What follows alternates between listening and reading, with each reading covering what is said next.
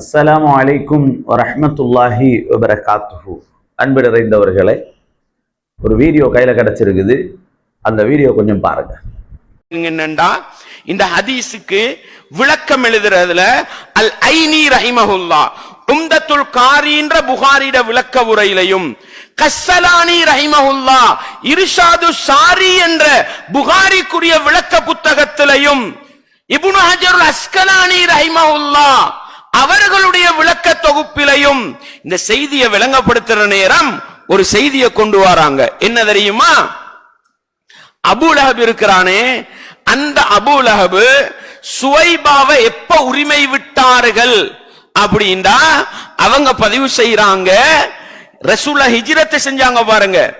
ஹிஜ்ரத் செய்யறதுக்கு கொஞ்ச நாளைக்கு முன்னால்தான் சுவைபாவை உரிமை விட்டார்கள்ன்றதுதான் வரலாற்றுல உறுதியான தகவல் பதிவு செய்யறாங்க.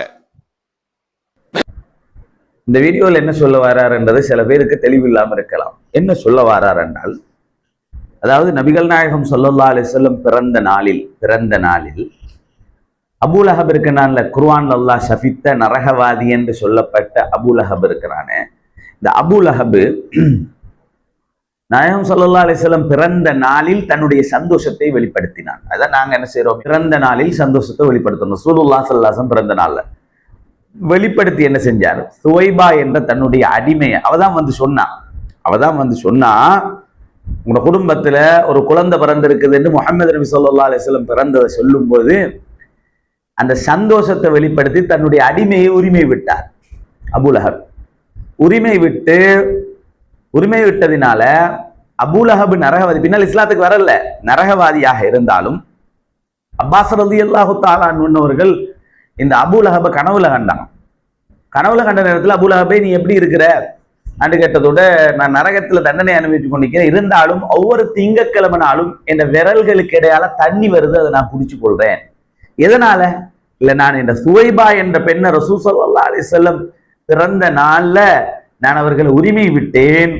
அதனால அல்லாஹு தஆலா ஒவ்வொரு திங்கட்கிழமை நாயகம் ஸல்லல்லாஹு அலைஹி வஸல்லம் பிறந்தாங்க, திங்கட்கிழமை நாளும் என்ற அதாபை அல்லாஹ் லேசாக்குறான் என்று அப்பாஸ் ரலியல்லாஹு ரசூலுல்லாஹி சாட்சா பெரிய சஹாபி அவங்க சொன்னாங்க. என்று இது கதை கிடையாது, புகாரில 5101வது ஹதீஸ். இது புகாரில வரக்கூடிய ஹதீஸ், இது கதை கிடையாது, புகாரியுடைய ரிவாயத் இது.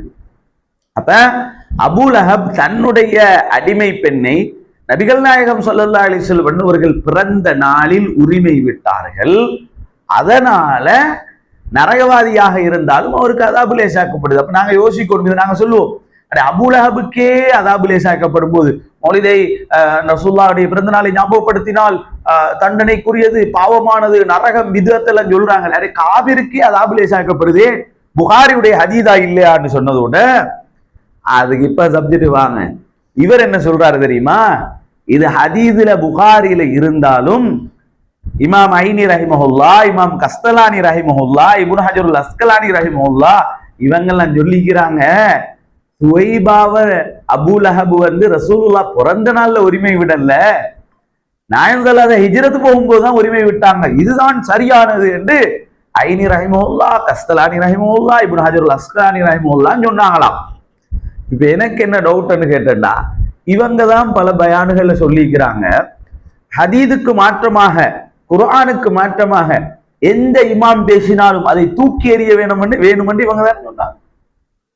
இப்ப புகாரில் உள்ள ஹதீஸ் என்ன, 5101வது ஹதீஸ், ரசூலுல்லாஹ் ஸல்லல்லாஹு அலைஹி வஸல்லம் பிறந்த நாளில தன்னுடைய அடிமையை உரிமை விட்டாங்க, அதனால அதாபு லேசாக்கப்பட்டு. ஐனி ரஹிமஹுல்லாஹ்வோட விளக்கம் என்ன, கஸ்ஸலானி இமாமுடைய விளக்கம் என்ன, இப்னு ஹஜர் இமாமுடைய விளக்கம் என்ன, அதை நாங்க பார்த்துக் கொள்வோம். நீங்க தானே மிம்பரா கத்துவீங்க உங்களோட ஆட்கள் எல்லாம். குர்ஆனுக்கும் ஹதீஸுக்கும் மாற்றமாக அது சஹாபி பேசினாலும் சரி அதை தூக்கி எறிய வேண்டும் என்று. அப்ப ஏன் இதை ஐனி ரஹிமஹுல்லாஹ், கஸ்ஸலானி ரஹிமஹுல்லாஹ், இப்னு ஹஜர் அஸ்கலானி இமாம் எல்லாம் தூக்கி எறிஞ்சிருங்க. ஏன்னா புகாரியில் இருக்கிறது ரசூலுல்லாஹ் பிறந்த நாள்ல தான் உரிமை விட்டண்டே இருக்குது. இப்ப பித்தலாட்டம் விளங்குதா, குழப்பவாதி யாருன்னு விளங்குதா? அவங்களுக்கு ஒன்று தேவைப்பட்டா இமாம்களை தூக்கி ஹதீஸ கீழே போடுவாங்க, அவங்களுக்கு ஒன்று தேவையில்லை என்று சொன்னால் இமாம்கள், அதாவது அவங்களுக்கு இந்த சப்ஜெக்ட் இல்லைன்னா இமாம்கள் மாத்தமா பேசினா இமாம்களுடைய கருத்தை மேல் எடுப்பாங்க, ஹதீஸ கீழே போட்டுருவாங்க.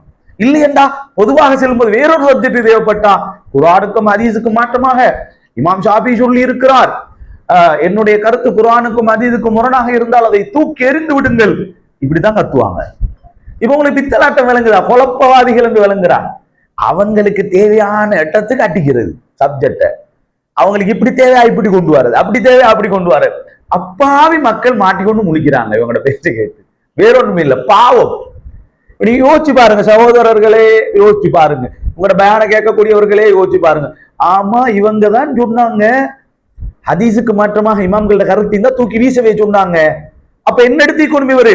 சகோதரர்களே, ஐனி ரஹிமஹுல்லா, கஸ்ஸலானி ரஹிமஹுல்லா, இப்னு ஹஜர் இமாம் ரஹிமஹுல்லா, இவங்கெல்லாம் துவைபாவை உரிமை விட்டது ஹிஜ்ரத்துடைய டைம்ல என்று சொல்றாங்க.